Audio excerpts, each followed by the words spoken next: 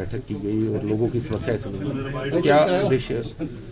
सबसे पहले आज बहुत दिन बाद मेरा शिमला से ऊना आना हुआ और आते ही जितने भी मेरे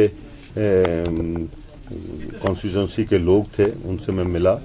उनकी जो समस्याएं रही हैं, जो बीजेपी के समय में प्रताड़ित रहे हैं लोग, उन लोगों की समस्याएं सुनी है और बहुत जल्द जो है उनकी समस्याओं को सॉल्व किया जाएगा। और जिन जिन लोगों ने जो पिछली सरकार में अनियमितताएं बरती हैं, चाहे वो खनन को लेकर रही हो, चाहे कुछ भी रही हो, सबसे पहले तो हमारी प्राथमिकता जो है वो ऊना से जो स्वां में खनन हो रहा है उसको ख़त्म करना है। उसको ख़त्म करेंगे और स्पेशल ही एसपी महोदय से और एसएचओ वगैरह को जो निर्देश दिए गए हैं सरकार द्वारा भी, सीएम द्वारा भी, डिप्टी सीएम द्वारा भी ये निर्देश दिए गए हैं कि जितना भी खनन जो लीगल तरीके से नहीं हो रहा है उसके ऊपर कार्रवाई की जाए और उसको ख़त्म किया जाए। और इसके साथ साथ बहुत सारे ऐसे मुद्दे हैं जिनके ऊपर बहुत देखने की ज़रूरत है, क्योंकि वो पिछली सरकार द्वारा जो उनको गलत तरीके से फ़ायदे दिए गए हैं उसके ऊपर भी देखा जाएगा।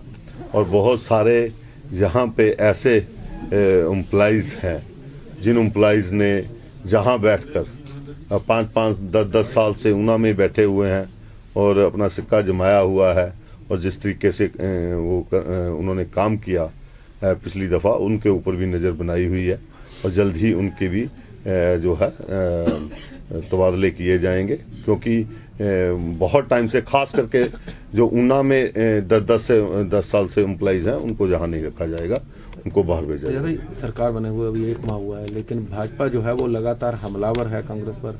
अब कांग्रेस ने जो अपने वादे थे, गारंटी थी, उनमें से भी ओपीएस को जो है वो पूरा कर दिया। मैं इस मामले में ये बोलना चाहूँगा कि भाजपा की बहुत बड़ी जे ख्वाबों में जो जीते हैं, इनको ये अब मान लेना चाहिए कि इनकी सरकार जा चुकी है और हो हल्ला डालने की अगर बात है तो अब ये 5 साल डालेंगे, कोई ये नई बात नहीं है। इनके हो हल्लों से ना तो कांग्रेस की सरकार डरने वाली है, ना सीएम साहब जो है वो अपने जो वो काम करते हैं उस पर अडिग रहते हैं।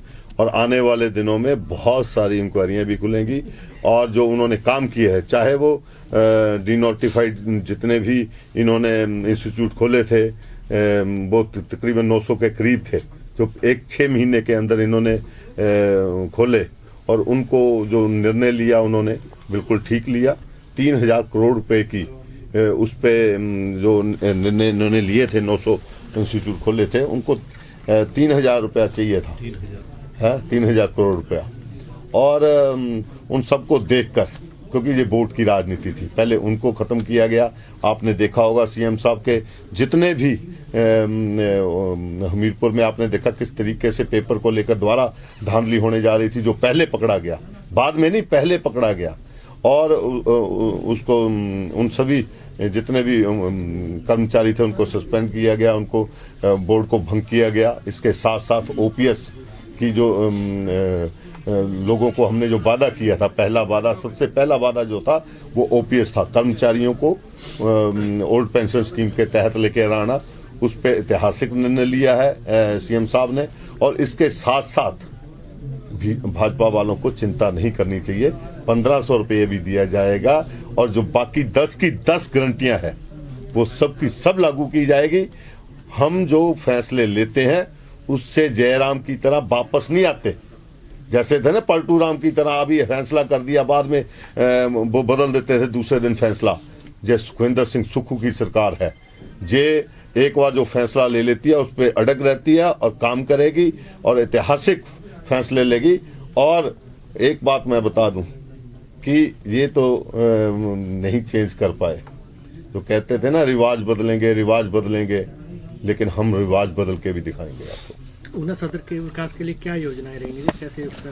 ऊना सदर में सबसे पहले जो है बाईपास जो है, जो मेरा पिछला ड्रीम भी था, बाईपास जो है वो बनाया जाएगा। और उसके बाद बाईपास को मेरी कोशिश ये भी रहेगी कि बाईपास ही नहीं, उस बाईपास को दूसरी तरफ से भी बाईपास किया जाएगा और उसको रिंग रोड में तब्दील किया जाएगा, ताकि जितनी भी सड़कें जो है ऊना की वो रिंग रोड से कनेक्टेड हो और ऊना वहां की तरफ अच्छे तरीके से फैले।